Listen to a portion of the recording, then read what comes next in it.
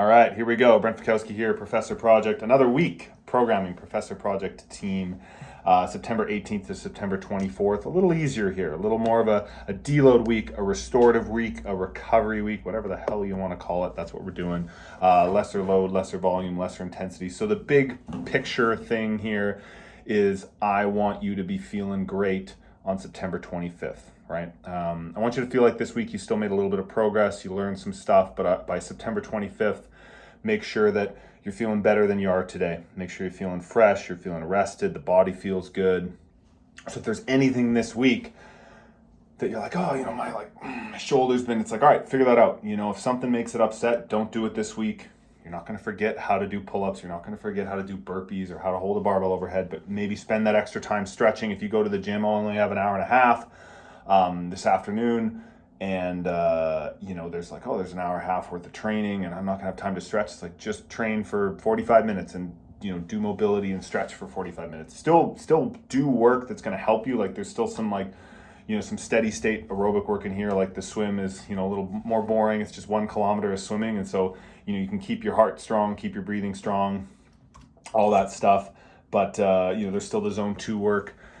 But yeah, don't feel like you have to get in every piece this week, because nothing this week is necessarily building in like a super meaningful way for next week. We're still doing kind of the same schedule, still like doing the strength work and all that stuff, keeping the legs strong, keeping the upper body moving. But I just want to I know I'm repeating it, but it's just super important that this week of any week is the week where you adjust as you see fit, and spend a little extra time making the body feel good, because there's going to be a couple hard weeks of training coming as I prep for Rogue and kind of get into that, and you guys will be prepping with me there and ramping up the training a bit. So it's just important that this week, because there's not as much, it's okay to do even less. It's okay to sub movements in or out. If there's handstand push-ups and those don't feel so great, just do dips, or just don't even do them, right? Just take them right out. And I do that sometimes. There was the other day where supposed to be like 3 movements, and I was just like, and I just did 2, right? I don't do that all the time, but there's a certain time and a place. It's better to live and to fight another day, because you see it every year in every sport. The best ability is availability. The best ability is to be able to show up and compete when you're needed, and you can't do that if you're hurt, if you're injured, if you have have to get surgery or whatever that is. So, I want to talk briefly about a few things. So, let's see, I want to make sure I get the day right here. First day of the week. So, rope climb work, kind of an interesting little thing there. I think posted this on Instagram as well. And even the next set after that, I might have changed clothes to make it look like it was 2 different days. But so 4 sets for quality, 16 alternating lateral med ball slams, and then 2 rope climbs. And so those rope climbs, I did kind of like 2 touch and goes. So you can do like legless on the way up, pinch on the way down, pinch on the way up. You can just do double pinch. You can do pinch up, down, then legless for second, whatever it is. Like, think of a combination, think of a challenging combination that's tough for you. Even if it's just jump, pinch, get all the way to the top, slide down and just barely touch your feet, or maybe get your hands below a line at like the 9-foot mark or the 8-foot mark or the 6-foot mark, whatever. Get your hands below that line and then climb back up. Seen these at competitions. Every time they do them, I've seen them at different events, they change the standard on, like a double or a touch and go, or, 2-for-1 rope climb. But so just think of something where it's like, all right, I'm going to climb the rope, I'm going to climb down, and I'm not going to give myself a break at the bottom, and I'm going to find another way to get up, whether that's, if you're really good at rope climbs, it could be legless up, legless down, legless up, legless down, or it could be just pinching the whole time. So find something there. Alternating med ball slams. This isn't like something you're going to see in competition, right? You're not going to be slamming a med ball down. It's a similar motion to like, a skier, for example, or like a compression in the GHD. The idea here is getting a little bit of lateral movement. We don't do a lot of that. A lot of the stuff we do in CrossFit is just up and down, maybe a little bit of forward. Hopefully strengthening the serratus anterior a bit, and athletes that are really good at pressing overhead are able to lock that down and press. And so you'll see some stuff like, even when we do landmine press, I'm not sure if I've ever covered this in a video, but the nice thing about the landmine press, when you have that long barbell, the hope is that you're not pressing. The goal you don't want to be doing is pressing and like really extending. Make sure I don't have my hand in the fan.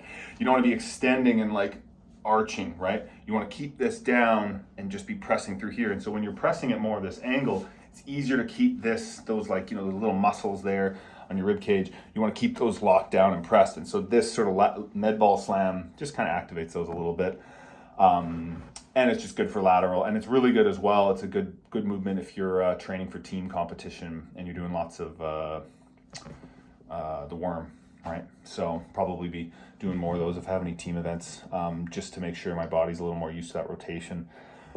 And then the workout after that, just for quality, I moved pretty slow on this one. Did my GHD sit-ups, just kind of gradually increase the pace each round. But 25 GHD sit-ups, handstand walks, and seal walk on sliders. So basically what that looks like is you're kind of in like a plank position, and you're walking yourself forward, and then your feet are on something that slides. They can be on a towel, they can be on a little toy car. I had a little wheelie thing from Home Depot or something. It can be on like a plastic sheet, and you can wear socks or whatever.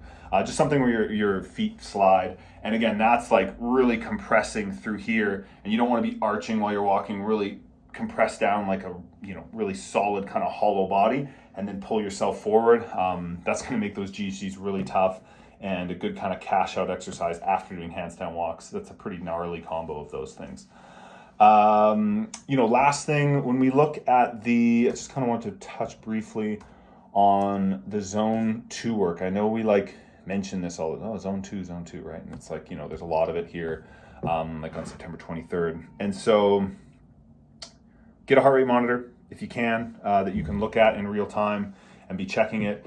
And, you go online, you can type in zone 2, you can go and get like a fancy test. You can talk to someone who knows their stuff and, ask them to help you and whatever. Really what matters there is that you're training the lower end of intensity. So much of what we do is just like zone 2 exclusive, right? If you're doing power cleans, you're doing burpees, you're doing ring muscle ups, like so much of that stuff, just all that stuff is, you can't be in zone 2 doing that stuff, right? So you want to be using your slow twitch muscle fibers, and then teaching your body to use other sources of fuel, right? Slow burning stuff, as opposed to just like glycogen. So you want to be able to use, oxygen and other stuff to fuel your body's ability to move over an extended period of time. And so then the hope is that when you do something that is explosive, that is high power, because usually in competition, everything that we do is high power. Unless you've got a workout that lasts for more than, 40 minutes, it's like, you're dipping into those high power energy systems, right? Like this year at the CrossFit Games, it's like it's all power, right? But you do need that, that endurance base. That's the foundation that everything else is built on, and you can't last for a full competition if you're not, developing this energy system. And also for those, even like any workout that's over 30 seconds, you still need your body's ability to recover in between movements, right? So if you're walking or jogging between stations, it's like your body's ability to, it's not lactic acid, but that's kind of the common thing that's a myth, but it's like the lactic acid needs to clear, right? And that is more or less sort of true, but there's like more science behind it. But basically that like pump and that fatigue needs to be able to clear either between every squat you're doing. If you're doing one squat every 2 seconds, your ability to move blood and move oxygen and move CO2 through your bloodstream and move glycogen and move all that stuff is largely going to be dependent on your aerobic fitness base, your actual fitness base. And so that is what we're doing here. So we want to try to keep on the same piece of equipment when you're in that zone 2 stuff to really dip into that. Usually, any amount of time on there is going to help. So even if before a session, if you have a little more time, get on a bike or get on a rower and just go for 5, 10, 15 minutes. Like that's always going to help as a warm up or cool down. But the best way to do it is going to be at the beginning of the session, the beginning of a day, and usually 20 plus minutes. Usually like 30 is going to be sweet, especially for, our world. If you're in like the high end endurance world, they're going to talk about, longer distances than that, or longer durations. But for CrossFit land, if you can get that to 20 to 30 minutes plus, that's going to be key. And so, and if in doubt, lower the heart rate. So if you're like, I read one thing and it says my heart rate should be 140, I did something else, should be 135, 134.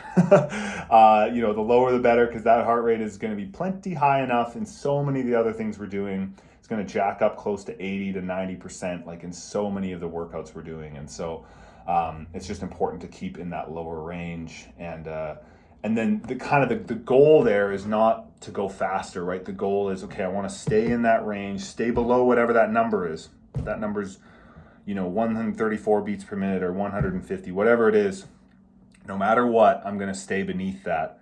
But the goal is to be as relaxed as possible, be as efficient as possible, and breathe as economically as possible, so that you can hold as much of a consistent pace as humanly possible for that duration within that heart rate zone.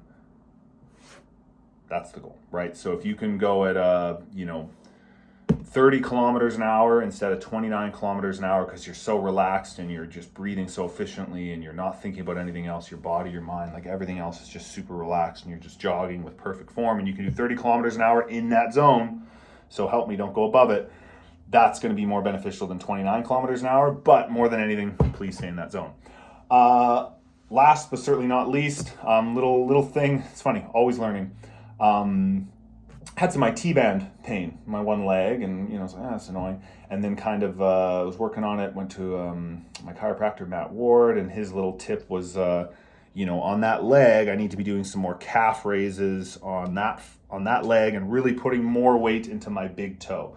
So on my big toe, I was kind of like, if these are my feet, I was sort of, walking or rolling out or squatting, like, knees out kind of, and like, here. And so instead, I guess this is my big toe, doing calf raises and really like putting the weight on that toe and on the joint just below that toe. It's really been helping, been trying to run a little differently. So I was rowing the other day, doing some rowing. What was the damn workout? It was, might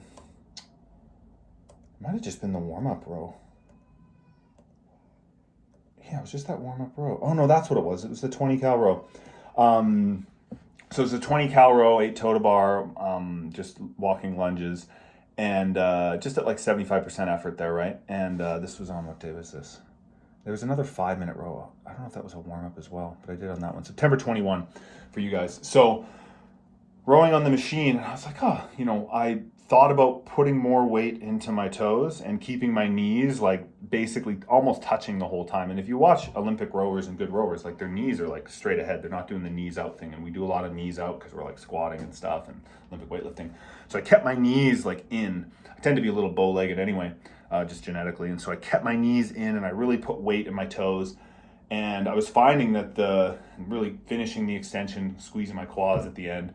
And I was finding my pace on the rower was just going up with perceived the same amount of effort, maybe not actual effort, but it seemed just as easy. And all of a sudden I was like, whoa, going way faster. So try that out. Put a little more weight in the toes, the big toe on each foot on your rowing, and think about keeping your knees closer together, and like close your eyes, do like 4 or 5 strokes that way with like a moderate effort, see what your pace is.